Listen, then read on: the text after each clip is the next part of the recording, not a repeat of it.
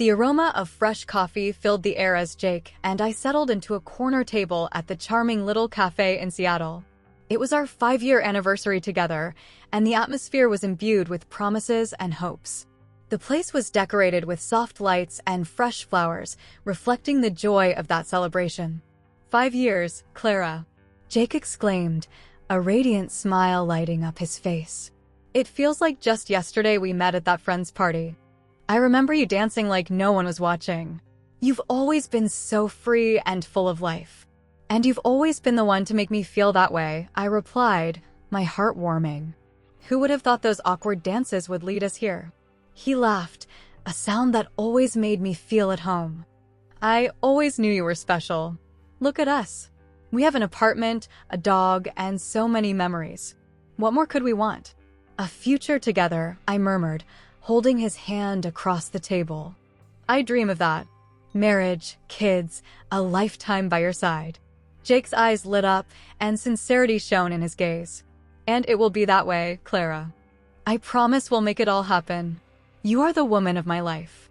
Those words echoed in my heart like a mantra. The cafe was full of laughter, conversations, and the clinking of cups, but none of that mattered as much as the connection we felt for each other. After a few cups of coffee and a huge slice of chocolate cake, we decided to take a walk along the waterfront. The sun was setting, painting the sky in shades of orange and pink, and I couldn't help but think how perfect life was at that moment. But as we walked side by side, something inside me began to stir. It was a strange feeling, as if I were about to enter a maze of uncertainties. Clara, are you okay? Jake asked, noticing my distant demeanor. I'm fine, I replied, trying to force a smile. Just thinking about the future. He looked at me with an expression that mixed concern and affection. If you have something on your mind, you can tell me. You know I'll always be here to listen. I know, Jake. It's just that sometimes I wonder if we're ready for all this. If I'm ready, I confessed, a bit hesitant. Clara, you don't need to worry. What we have is solid. We're in this together, aren't we? He pulled me closer, wrapping his arm around my shoulder. Nothing will separate us. I promise. Those promises sounded so true, and I wanted to believe them. But as we returned home, the tightness in my chest didn't fade. Something told me that the future we dreamed of might be further away than we thought. When we got to the apartment, Jake grabbed his phone and went to the bathroom.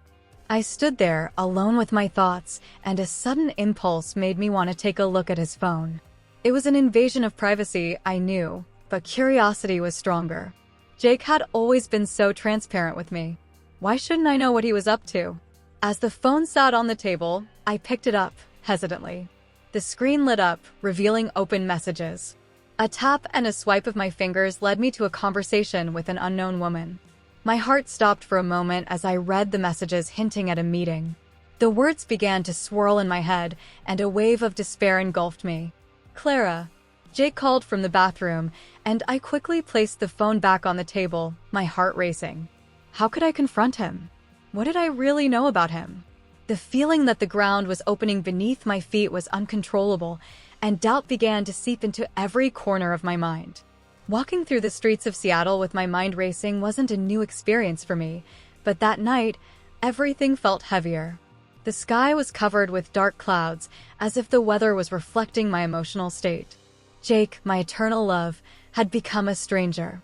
The betrayal I discovered in the text messages shook the very foundations we had built together. I needed to know the truth and decided I wouldn't just stand by. With my heart racing, I waited until he left for work. Before he stepped out, I made a quick silent prayer that things wouldn't be as bad as I feared. As soon as he closed the door, I grabbed my phone and started following his trail.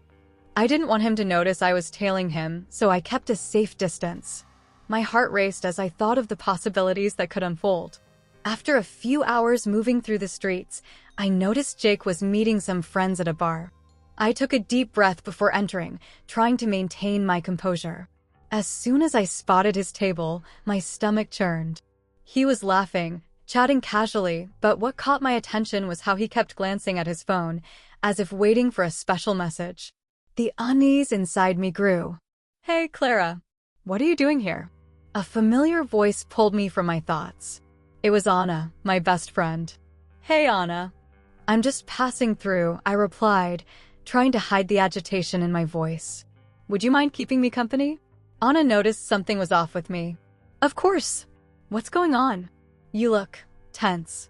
It's just, I'm worried about Jake. I found some strange messages on his phone. I don't know what to think. As I said this, the concern I was trying to hide manifested in my voice. Anna frowned. You can't be thinking he's cheating on you, right? That sounds crazy, Clara. I know. But he's been so distant lately. And now this. My voice faltered as I looked back at his table. I need to know more. I need to find out if there's something else going on. Anna placed a hand on my shoulder. You need to be careful. Confronting him without proof can be dangerous. But if you feel you need to investigate, do it. I'll be by your side. The conversation was leaving me more confused. I knew I needed to act, but the thought of following Jake again made me hesitant. As the night wore on and everyone began to disperse, I saw him leave the bar. Adrenaline coursed through my body, and without thinking twice, I decided to follow.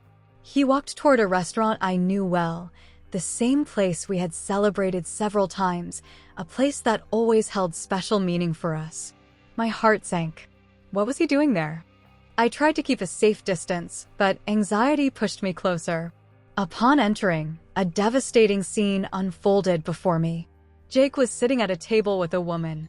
She had long, dark hair, and the way they laughed and leaned into each other made me feel like the ground had disappeared beneath my feet. I wanted to scream, cry, but all I could do was shrink back behind a column, trying not to be seen.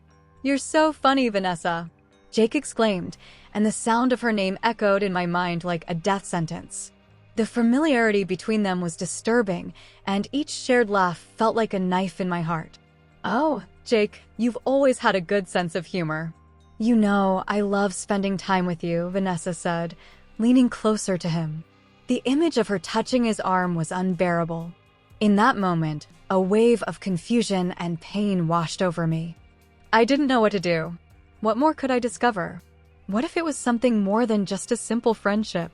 Each question hammered in my mind as I fought against the urge to run away. As they stood up to leave, my body moved automatically toward the exit.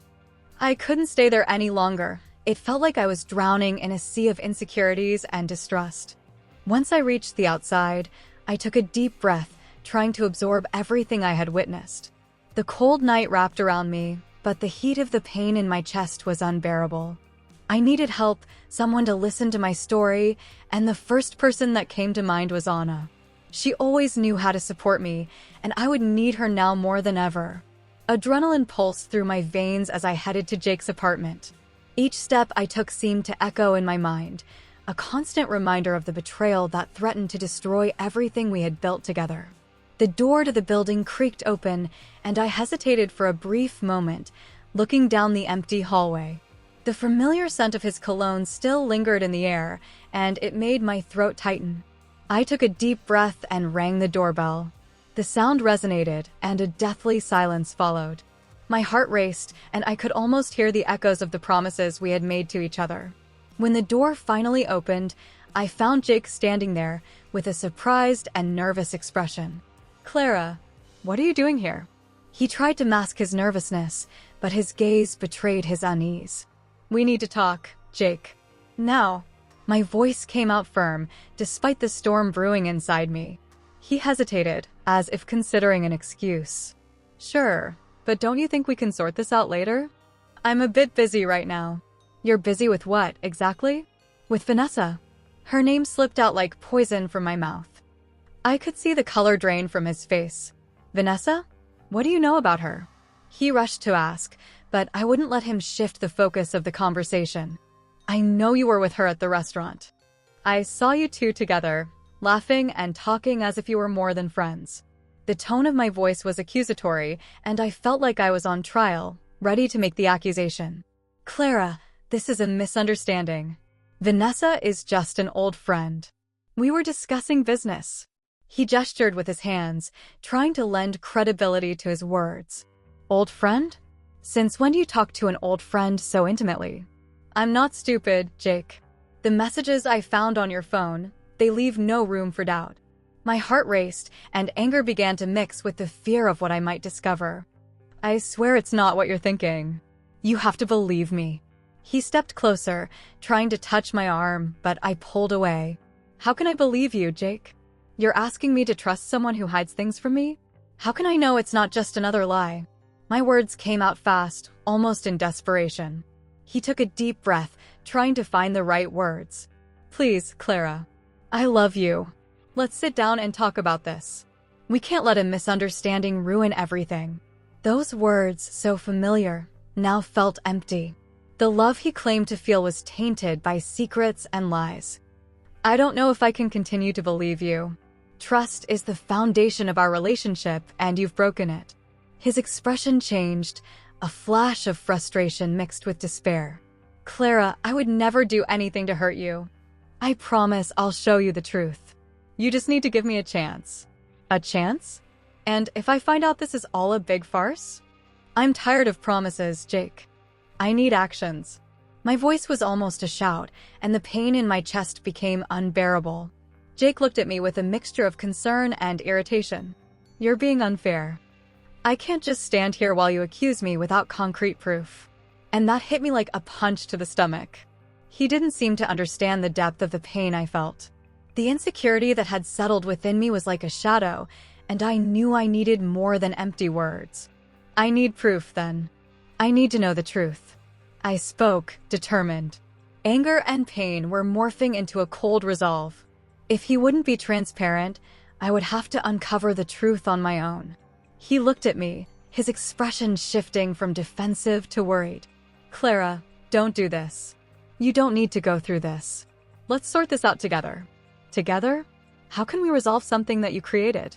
My voice trembled, but determination was stronger. I'm going to find out the truth, Jake, and you won't be able to stop me.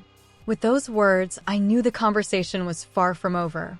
The truth was waiting to be uncovered, and I was willing to go to the end. The night was cold, and I felt like I was in an endless maze, surrounded by shadows whispering secrets I didn't want to hear. My heart raced as I hid behind a parked car, peering through the window of the restaurant where Jake and Vanessa were. The soft lighting of the place created a cozy atmosphere, but for me, it felt like all the lights had gone out. My mind spun with the messages I had found, and each word echoing in my head only deepened my anguish. You're very funny, Vanessa. I don't know how you always manage to make me laugh, Jake said, his voice resonating in a tone I knew well, a tone that used to belong only to me. I struggled to hear what else he said, but the pain prevented me from focusing. What was that complicity? Why had he never mentioned a business plan with Vanessa? With each new phrase, another stab in my chest. I just want us to be able to finish this on time, Jake. You know we need to be discreet, she replied, her voice soft and seductive. Discreet? What exactly were they planning? Curiosity and anger swirled within me, forming an uncontrollable whirlwind. I needed answers, but the ones I already had were enough to leave me shattered. I decided that this was not the end. At home, with the light of my computer flickering in the darkness, I immersed myself in a marathon of investigations about Jake. Each click seemed to pull me deeper into an abyss of betrayals. I discovered that he was not just a despicable lover, but that he had a history of disloyalty in past relationships. One woman after another, stories of broken hearts and unfulfilled promises. How did I not see this before? Clara, are you okay? You seem so distant, Anna, my best friend, asked with a worried tone. I couldn't hide it. My gaze was fixed on the screen, where photos of Jake with other women piled up. I needed to tell someone, but the fear of seeming crazy held me back. I don't know if I can keep going like this, Anna. He's cheating on me. I just need proof, I replied, my voice thick with emotion. Then do what you need to do. Spy on him. Don't let more time pass. You deserve to know the truth, she asserted, her determination contagious, even though I was hesitant. That night, I decided to invade Jake's computer. The chill in my stomach was unbearable, but the need to know the truth outweighed any fear. Carefully, I connected my laptop to his Wi-Fi, hoping he wouldn't be back anytime soon. My hands trembled as I typed the password he never changed. A mix of relief and intense adrenaline surged through me when I gained access. The messages were a sea of betrayals, but what I found in a hidden folder left me paralyzed. A video. Jake and Vanessa, together, laughing, flirting, a moment that should have been private, but turned into a nightmare. The way Jake looked at her, how he touched her, as if that moment was everything he ever wanted. Tears streamed down my face as I watched that unbearable scene, the truth crystallizing before me. How could you, Jake? I murmured to the screen, bitterness taking over my heart. I couldn't believe the man I loved was so deeply involved with another woman. What else didn't I know? What else had he hidden from me? The life we built together seemed to crumble under the weight of lies and betrayals. I stood before an abyss, and each step I took brought me closer to a decision that would change everything. What would I do with all this? What would I do with Jake? The promises that once echoed between us now seemed like distant echoes, lost in a sea of disillusionment. I needed the truth, but the truth hurt more than I could imagine. I walked down the hallway of the apartment. The floor felt colder than ever. Each step I took brought me closer to the confrontation I knew I needed to have with Jake. The proof of his betrayal was in my hands, the messages and the video, evidence that could not be ignored. Anger and sadness mixed within me, creating a whirlwind I could barely control. It felt like the air was heavier, and my heart beat like a deafening drum. When I entered the living room, Jake was on the couch, absorbed in his phone, as if nothing was happening. I looked at him, and the pain in my gut grew. How could he be so carefree? I took a deep breath, trying to gather courage, and said, "We need to talk, Jake." He looked at me, surprised. The expression on his face was one of innocence, as if he didn't know the world was about to collapse around him. "What happened, Clara? You look different." Different? I laughed, but it wasn't a laugh of happiness. It was a bitter laugh. "I found out everything, Jake. About you and Vanessa." His expression changed. Uncertainty now filled his gaze. He tried to get up, but I interrupted him. "No, wait. I have proof. You can try to convince me otherwise, but I saw the messages, I heard the conversation. You were planning a trip to Paris with her." The room fell silent. Jake seemed to struggle to find words, but nothing came. Finally, he said, in a tone trying to be calm, "Clara, wait. This isn't what it looks like. Vanessa is a friend. We were just discussing business." I laughed again, but this time it was a laugh full of disdain. "Business? Since when do you make business plans for Paris? That's such an obvious lie, Jake. You know I know you. I know when you're lying." He blinked, and I saw a flicker of fear in his eyes. I wasn't sure if I was more scared of losing Jake or of the truth I already knew. Anger took over me once again. "You cheated on me, Jake," I shouted, feeling the pain overflow. "How could you? After everything we've been through? After all those promises you made?" "Clara, please listen." "I don't want to hear it." I interrupted, my voice strained. "You broke me, and I need to rebuild myself without you." Jake fell silent, and that silence seemed to scream louder than any word could. I knew the decision was made. I just needed time and space to find who I was again, without the shadows he left in my heart. With that, I grabbed my bag and walked out the door, feeling the fresh Seattle breeze on my face. The world outside seemed bright despite the pain I carried. I was free, and even though the pain was there was also a spark of hope. The phone rang, and I hesitated for a moment before answering. The voice on the other end was trembling, but the urgency was palpable. "Clara? You need to hear what I have to say. It's about Jake and Vanessa." The mention of their names made my heart race, a mix of anger and anxiety taking over me. "Who are you?" I asked, trying to control the tremor in my voice. "It doesn't matter who I am. What matters is that they are involved in something much bigger than you realize. What I'm going to tell you could change everything." The voice continued, revealing a fraud scheme that Jake had orchestrated, with the company he had founded as a front. Each word was a blow, each revelation a deep cut. I couldn't believe that the man I loved, who promised to be mine forever, was so entangled in something so dark. With my heart in my hands, I called Anna and asked her to meet me immediately. When she arrived at the cafe, I was already in a state of despair. "Anna, you won't believe what I just heard. Jake and Vanessa, they're doing illegal things.